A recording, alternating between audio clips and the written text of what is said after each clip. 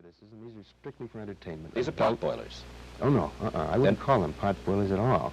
No, these are very adult, I think high quality, half-hour, extremely polished films. But because they deal in the areas of fantasy and imagination and science fiction and all of those things, there's no opportunity to cop a plea or chop an axe or anything. Well, you're not going to be able to cop a plea or chop an axe because you're going to be obviously working so hard on the Twilight Zone that, in essence, for the time being and for the foreseeable future, you've given up on writing anything important for television, right? Yeah. Again, this is a semantic thing. Important for television, I don't know. If by important you mean I'm not going to try to delve into current social problems dramatically, you're quite right, I'm not. You told Kay Gardella of the New York Daily News this. You said, professionally, I don't think Twilight Zone will hurt me, but I must admit I don't think it'll help me either. I'm stepping out of the line of fire. You've had it as far as trying to beat your brains out. Would you just read me the first two lines, Mike?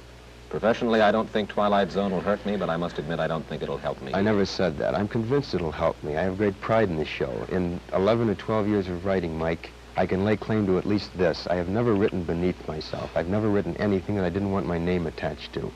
I have probed deeper in some scripts, and I've been more successful in some than others. But all of them that have been on, you know, I'll take my lick. They're mine, and that's the way I wanted them. Somebody asked me the other day if this means that I'm going to be a meek conformist, and my answer is no. I'm just acting the role of a tired nonconformist. And I don't want to fight anymore. I don't want to fight anymore. I don't want to have to battle sponsors and agencies. I don't want to have to push for something that I want and have to settle for second best.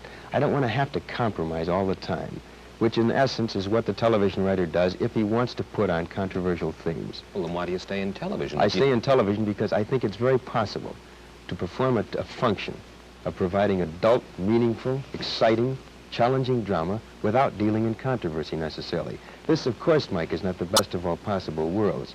I am not suggesting that this is at the absolute millennium. I think it's criminal that we're not permitted to make dramatic note of social evils as they exist, of controversial themes as they are inherent in our society. I think it's ridiculous that drama, which by its very nature should make a comment on those things that affect our daily lives, is in the position, at least in terms of television drama, of not being able to take this stand. But these are the facts of life. This is the way it exists.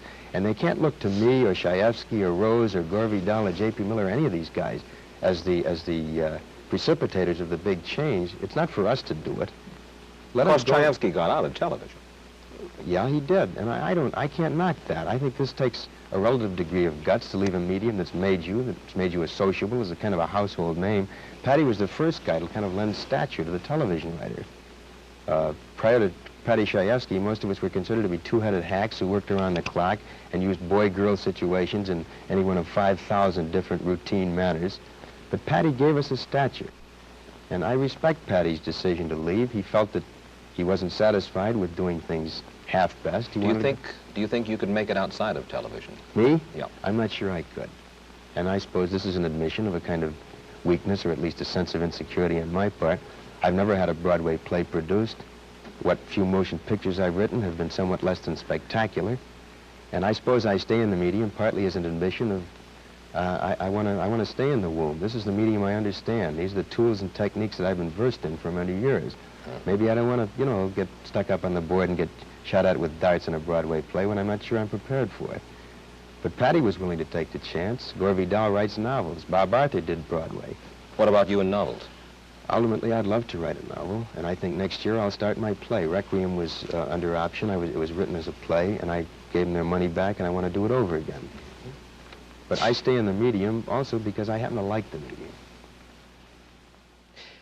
Herb Brodkin, who was a TV producer who was associated with some of your earlier plays, has said this about you. He said, Rod is either going to stay commercial